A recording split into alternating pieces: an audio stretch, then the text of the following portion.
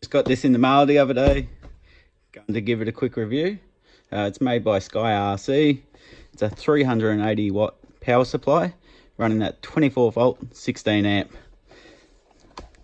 Haven't had a chance to open it yet. It has actually got an EU plug. I didn't realize at the time they do have an AU plug, but that should be okay because it just uses a standard IEC connector. So I can grab one of the many I have.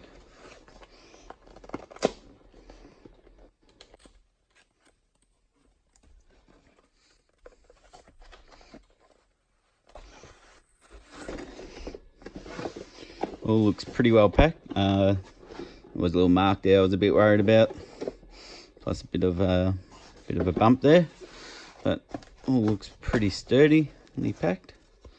A bit on top, and got the instruction manual here.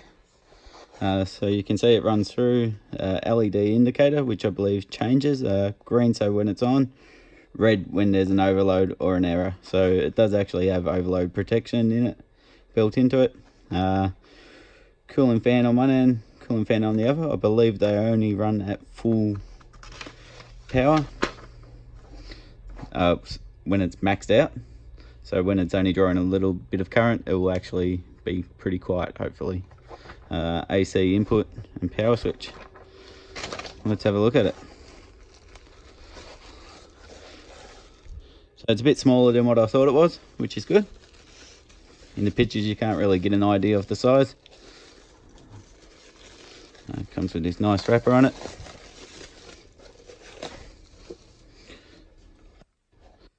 Little protection sticker there. Must connect to a terminal to ground. That's fine. So AC 100 or 240 watts, so it should work anywhere in the world. There's the EU plug, don't need that.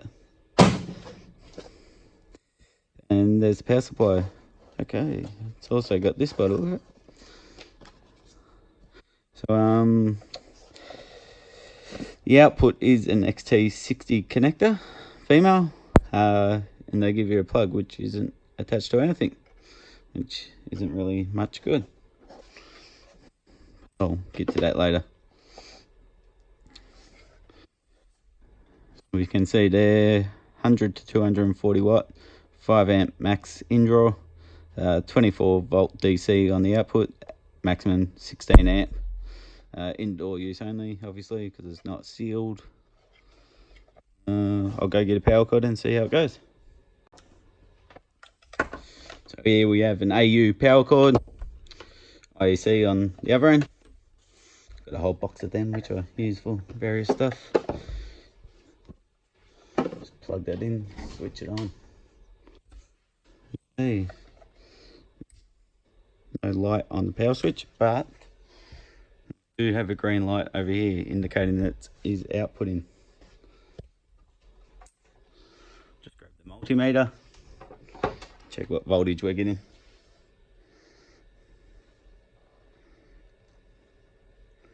So 24.29.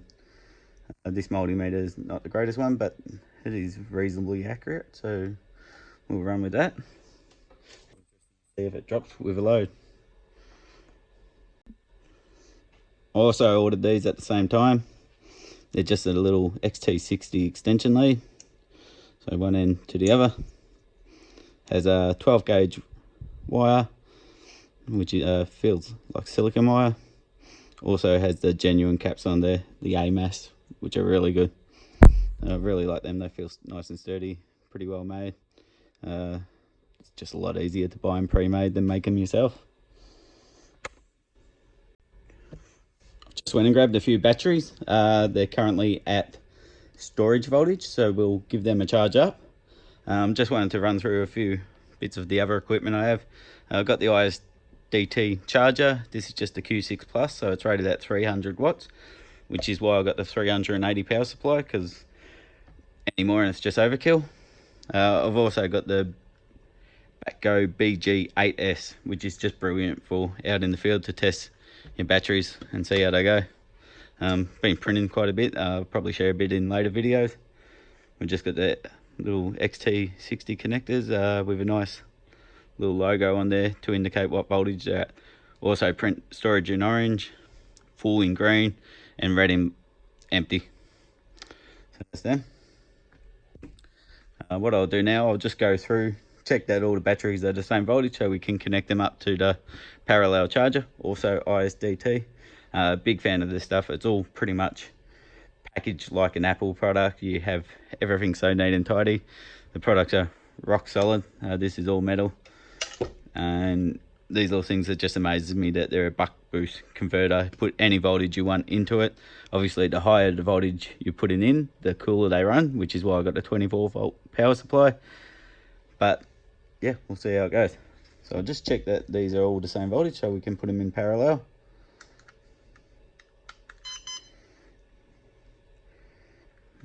That's 3.85.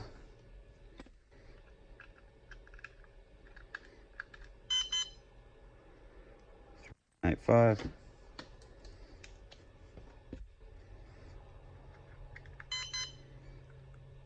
3.8.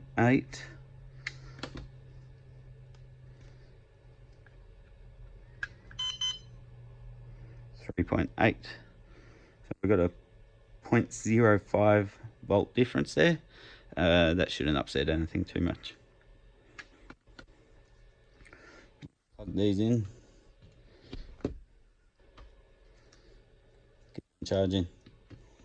The ISDT parallel charger also has built-in fusing, so if you are actually plugging in anything with too much of a voltage difference, it will actually protect the cells via fuses built in inside, and I do believe they are resettable fuses, so you shouldn't blow anything up.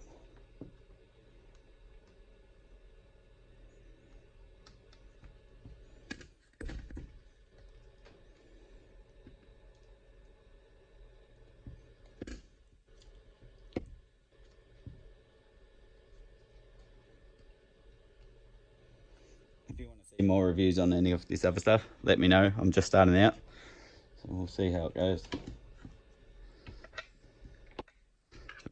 First of all, plug the voltage input. Always a little spark there when it gets a bit of load on. It hasn't been turned on, just charging up.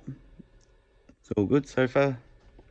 We'll plug the parallel board in, plug the balance lead in. There we go, we're reading 3.83, which is about the average there. So what I'm going to do for the first test is just run them through. They're running at 15.34, so we'll give it a test at batteries can handle 5C.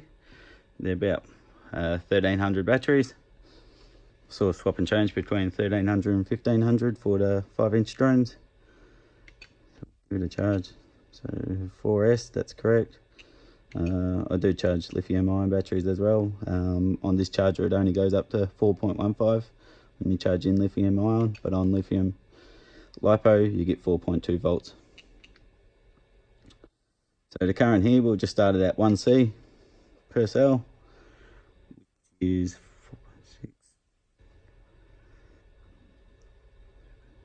5.2. We'll go 5.2 amp. Just that.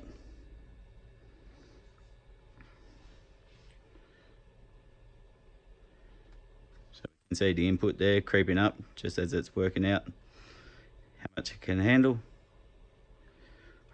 4.7, 5.2. So that's what we're aiming for. So far so good. Hasn't tripped a fuse or anything. It's charging pretty quick there. Go back to the other screen. So on the input it's reading 24.2 volt, 85 watts. Output 15.5 at 79 watts. So about 6 watts it's losing there, but they're meant to be just reviewing the power supply. So the temperature isn't going up too much, which is good, sticking at 34C.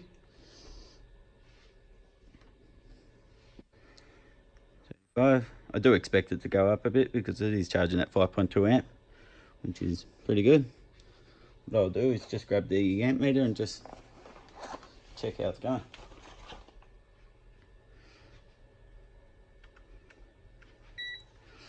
I've got plenty of gadgets, so one day you might see it all. This is just an old cheapo of Banggood. The important thing when you're using this one, you have to change the voltage to DC. It just defaults to AC. I'm not sure if you can change that. If you can, please let me know. Alright, so it's reading 4.14 on the input, which is expected because the 5.2 amp is actually the output. So we go 24.2 volts there by 4 amp. It brings us pretty close to the 87 watts we're seeing.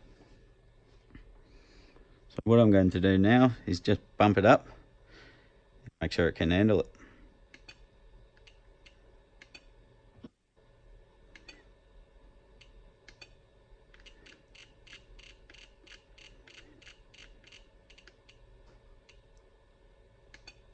So 10.4 amp, moving up a bit now. I wouldn't normally charge batteries at this rate, but we're just testing here, and I don't actually have a load capacity tester. One day I hope to get one, but for now this will do.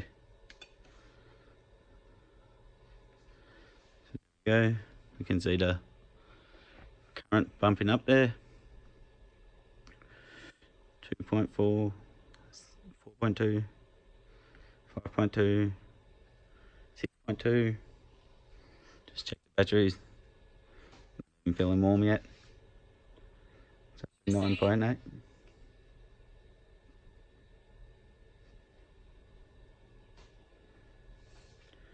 10.4. So there we go. We reach current. We're pulling 7.62 amp. It's not even breaking a sweat. The ventilation hasn't turned on, the fans, so they're completely silent at the moment.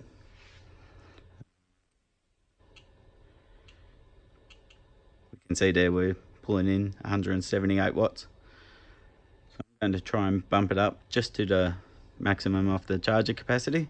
See how it goes. Now I'm not sure if it will actually be able to handle the full capacity, but we'll soon find out.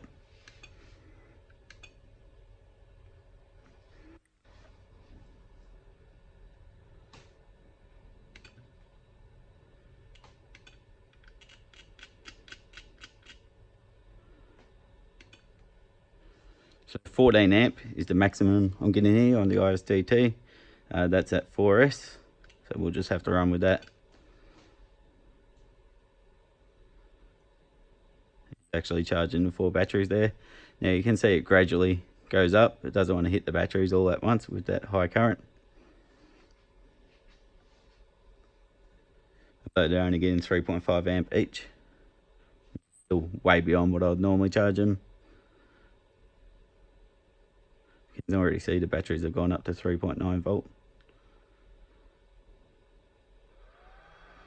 So you can hear the fan kicking in. The smart charger is hitting there 14 amp. But the power supply is only doing 10 amp at the moment. That's simply because it's running at 24 volt.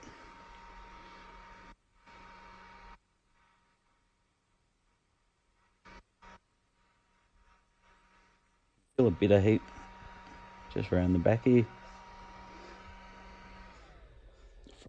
Cool. I believe to have the heat sinks up the back, which the fan passes through from one end to the other, creating that airflow.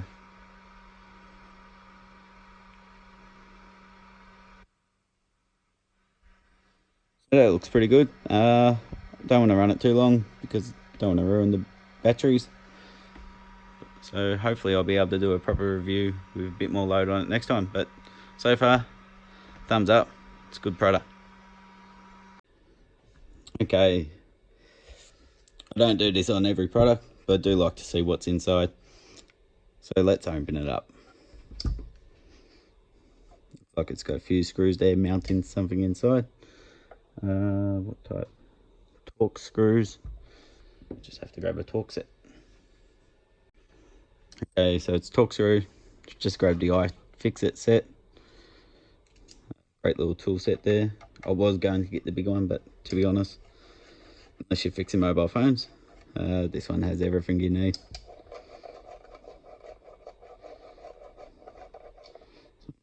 Let's unscrew them. Screwed into a bit of extruded aluminium.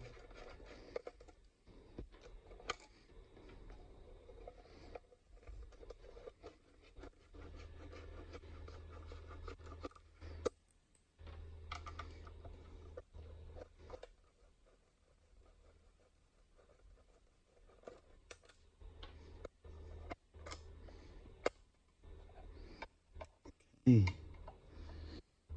So won't be able to pull it apart too far because, as you can see there, the heatsink is actually at the back, which runs along there where it was getting warm. So you can see inside some quite big MOSFETs down there, and we do have a transformer, a few smoothing capacitors. That's just sitting there on a little board, so not sure how that's going to handle, but hopefully it holds up. Would have been good to see it actually screwed to something behind there, just to, if you're pushing connectors in and out all the time, it may actually become loose. But generally I'll probably have this plugged in all the time anyway, so shouldn't be too much of an issue. Put a couple screws in, we'll look at the other end.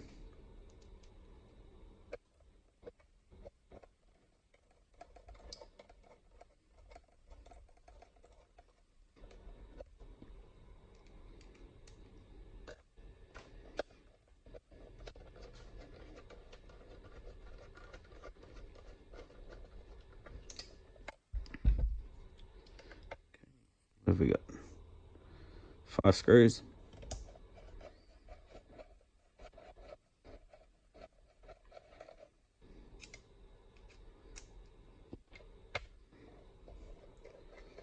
All the screws are the same length, so it doesn't matter which one I'm doing there.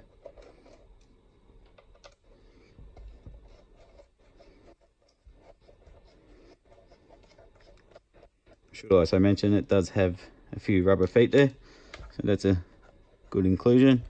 Stops it from sliding around once you've sort of mounted it where you want it. I probably will go ahead and make a bracket for it just to hold it in place when it's on the bench.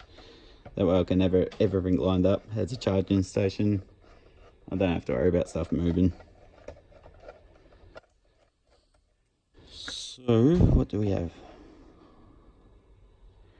This is a bit tighter. I think it's the actual fan. All the wires are pretty tight there, so I don't want to move it too much further, but I've just noticed something else. So this will give us a better look inside it anyway. Case is not one piece, which makes it a lot more easier to actually get into. So the lid does come off. There we go. I'll know that next time. Just undo top 3 screws on each side. So that's the shot of the inside. All looks pretty good there. The ground's going to the board. I'll just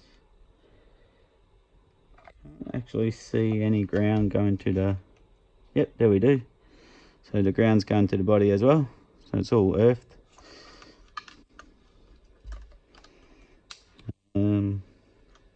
Yeah, so it's obviously doing a bit of voltage conversion. Nice big capacitor there to smooth out the DC.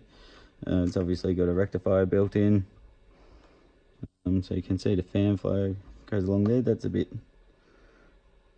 odd the way they've done that, but there's a different size IC, probably a large rectifying die on the end there.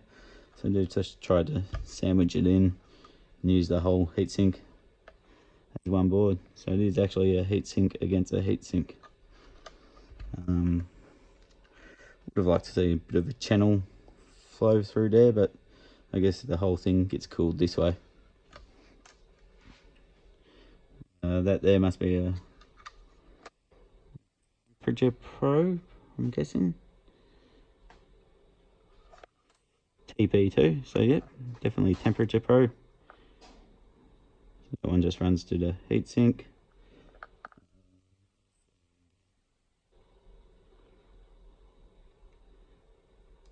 The other one's fans by the look of it. So yeah, that's the temperature one there. NTC 70. So that's some sort of thermistor, obviously, to check the temperature. Fuel 16. 11 looks like it's got someone's fingerprint on there, probably mine. Yeah, all looks pretty neat and tidy. Pretty happy with that. Could have done a bit better back here, but I'm pretty sure it's going to serve its purpose very well. They haven't opted for the illumination on this switch. I did think that it may actually illuminate when you switched on, but you can see there they're just using it for on off. Obviously there's no connection to the power there. Heat shrink over the cables, just nice little things like that. Plenty of snot in there just to keep it all together in place. As you know, these transformers can actually get a bit of coil whine if they get loose, so it's just good to see a bit of rigidity in there, help it. Alright, so we'll leave it at that. If anyone has any questions or want me to do a bit further testing, let me know. Cheers. Still works. Yes.